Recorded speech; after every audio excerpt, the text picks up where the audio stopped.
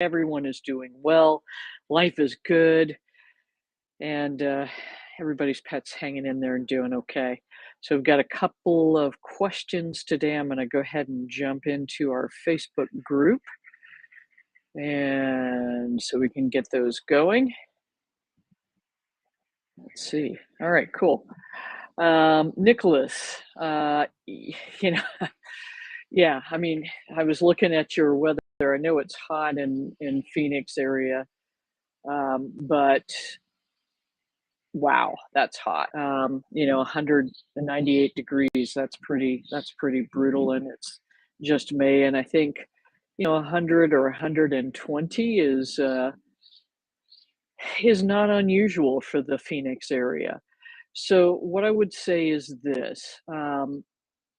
If your dog, the Italian Spinone, really was meant to be more of a cool weather dog, and I think it's wise that you're going through all of these steps.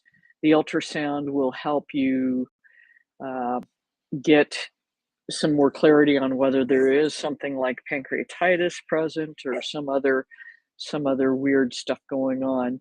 And which I don't think you mentioned in here is how old she is. So kind of check that out. Um, the other thing too is definitely pancreatitis. I think is way, way, way, way, way overdosed or overdiagnosed, I should say, and gastritis, gastroenteritis, um, kind of is more common. So there's a couple of things I want to do, and you did your homework. You tried some kibble. Oh yeah, this is delicious, and then I don't want to eat anymore. So I think there's a couple of great suggestions in here. You can add in more cooling foods, so pork, um, things like green leafy veggies, things of that nature, and um, and then ultimately, sometimes you can go through all these tests as Rita suggests, and that and omeprazole does help them feel better, but over time there does come a cost, and so that you would want to consider using something like heartburn TX, which is a product I've used for a lot of years. It's actually designed for people to help reduce the symptoms of heartburn issues. And the reason I say this is that the deal with omeprazole and other antacids is that they can end up creating the situation where your dog doesn't produce enough stomach acid. And so sometimes digestive enzymes will help, sometimes they don't. Sometimes they can actually make the symptomatology worse. So I think you're following the correct steps. Check out the ultrasound. If they haven't given her a trial of omeprazole yet, you can certainly try Pepcid AC, which is another acid reducer over the counter. There's plenty of dog doses available for it online, so you can check that out and sort of skip to that step. If that acid reducer makes her feel better, then that's a key clue that something is not right with her digestive system. And that's where you would want to start the path of, is there maldigestion due to the food? Is there a food sensitivity? Is it the heat? Is it stress? So that's where a consultation can be super helpful. I hope that is useful and gets you headed in the right direction. But I think it's super important to keep doing the rotation. And I think that fats and things of that nature, that's going to be super heavy and really difficult for her to digest in the heat. And then also, there are tons of things like, vests and things of that nature that may help her feel a little bit better. So see if that gets you some info there. Let me make sure there's not something here down below Catherine's so I don't miss all of this.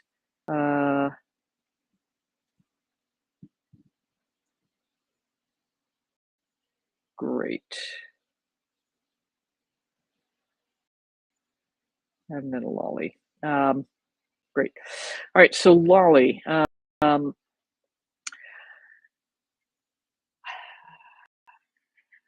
the nose being swollen and congested is worrisome to me as far as, frankly, some sort of tumor.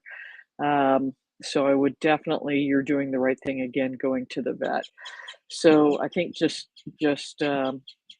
keeping him comfortable as you have been with um, the humidifier, if that's helping. Allergic airway disease to produce this degree of kind of congestion in the snow in the nose is pretty unusual.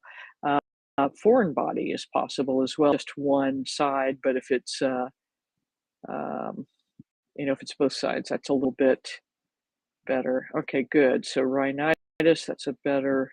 Oh, good, good, good, good.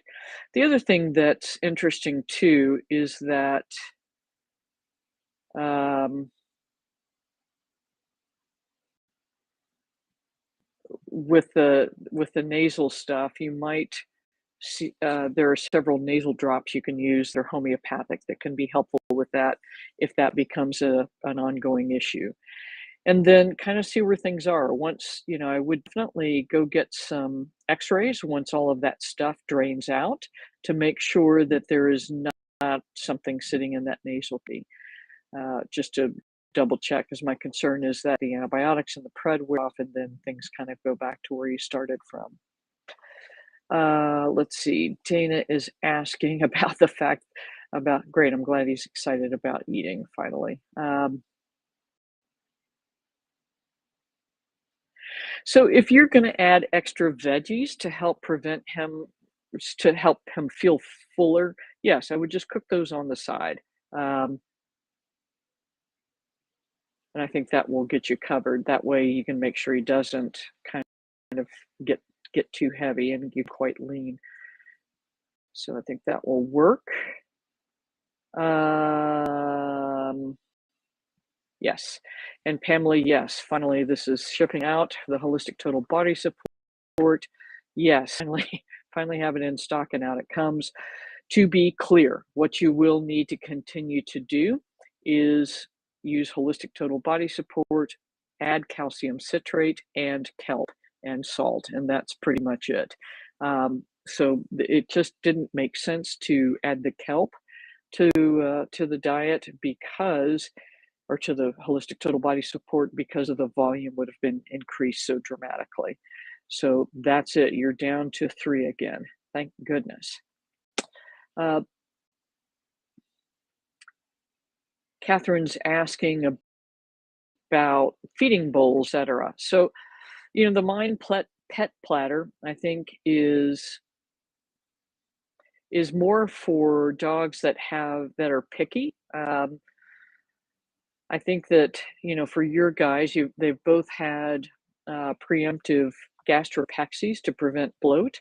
I think there's a lot of reasonable answers about using an elevated feeding stand just to help prevent neck strain as they get older. So I think that makes sense. I would definitely use, glass, aluminum, ceramic, stainless steel, anything that easy to clean on a regular basis. The pet platter, I don't know. I think really it's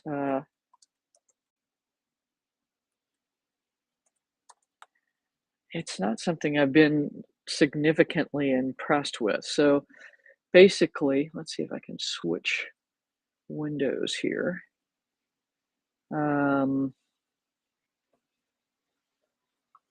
Pardon.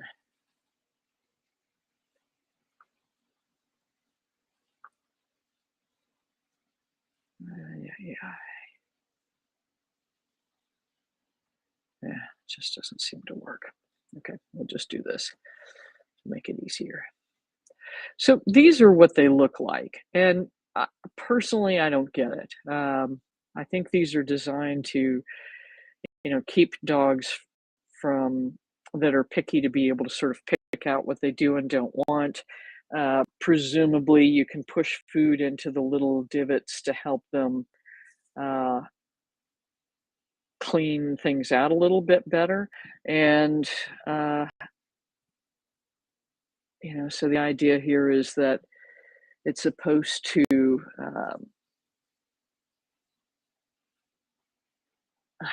I don't get it personally. I think it's pretty weird stuff. So the idea is that you're gonna feed it on silicone probably, um, oh, fiber, okay, and then I don't know. I really don't get the point of it too much.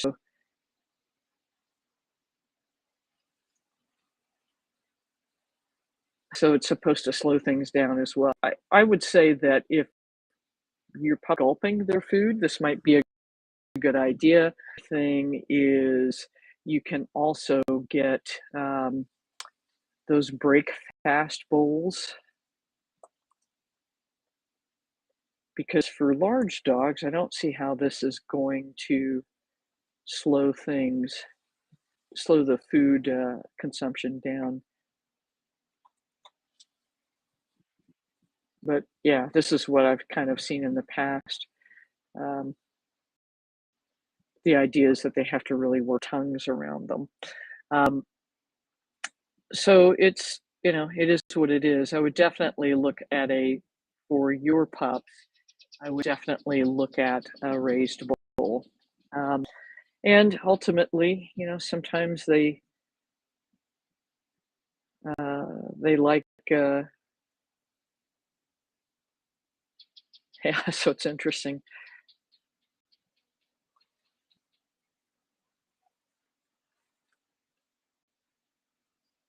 Yeah. So I would definitely, for your guys, I would definitely do raised raised bowls because that's going to help protect their necks, and then experiment, see if they prefer glass, ceramic. You can get, and actually if you've got somebody, if Andy's handy, you can actually get get him to make a stand in plywood that would fit most any um, most any type of bowl. uh, so they have,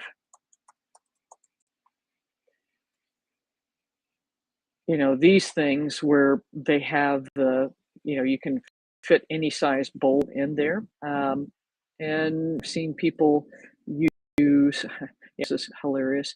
So you can try, this is more for human food, obviously, but I think this can go a long way. And if the bowl that you don't want to use doesn't actually fit in the hole, it's too small or what have you, you can certainly just use the stainless steel bowls or whatever comes with it, and stick whatever bowl they actually prefer in there. So you can get them double, single, all sorts of different ones. So I hope that helps, Catherine. Let's see. And Nicholas, I got this already. And Pamela's asking about oil. Oil is roughly 120 calories per tablespoon. Now, different oils have different qualities, so I think you have to rotate through them, as Hannah is suggesting, and then also see what they like the taste of and what they don't like the taste of. Um, so, hemp oil I have not used very often, and I think you want to um, be cognizant of, again, if it's tasty or not tasty. Um, there are a lot of omega-3 fatty acids, but similar to flaxseed, they are not high, they're more absorbable than flaxseed, but not as much as a fish oil. They're high in, the linoleic acids as well. And so there's a lot of potential upsides. But I think that there can be some GI upset, so I think you wanna add this one in slowly. But yeah, roughly they're all about 120 calories per tablespoon. And, so again, and I think this is not the updated template, but I think Hannah's got this updated in the course area. Um, you want to rotate through things. So if you want to use one or two per batch, that's perfectly fine. If you want to use one, that's fine. But the key is to keep rotating through every batch so that you're you're not going to create any intestinal sensitivities. So while that's working, let me see if we've got any comments here. And I don't see any. 11 of you on today. Good. So any questions that were not on the Facebook group that I have not answered? And I'm going to double check my cheat sheet that Hannah makes for me. Make sure I haven't left anybody out. And Linda was asking about kelp and extra copper. So if you're using iodized salt, that's perfectly fine because that's going to provide the iodine that we are seeking in the kelp. And again, pay attention if your dog is doing something weird.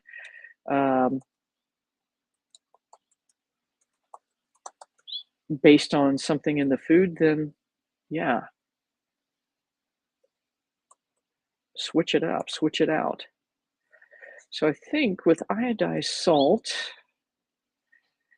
yeah, it is 45 micrograms per somewhere between 1/8 and 1/4 teaspoon. So I think you need to read the label of whatever iodized salt you were using in order to be certain. So let me pop this back on. So, and I'll stick this link in there. So you just, again, look at the label of the product you're using. So this is close enough, 47.5 to 50.7 micrograms per gram of salt. But again, just take a look at what you're using so that you make sure you've got plenty of iodine in there. So that's awesome. Let me pop back over here again. Drop that link here for you. And let me just double check my sheet one more time to make sure we got it all covered. And I think that is it. So again, let me know if you've got more questions here. The again, the holistic total body support is finally shipping, and we're so delighted about that. My daughter-in-law has been testing it for the last 2 months with her 2 dogs and with a couple of other friends' pets, and they have seen outstanding results, no GI problems. We've been seeing good results here with our guys, so I am confident that things are going to go beautifully. So that's what I have for you this week. Until next week, don't forget to remember that your pet's best health starts in the bowl. I'm Dr. Ruth Roberts, your pet's ally.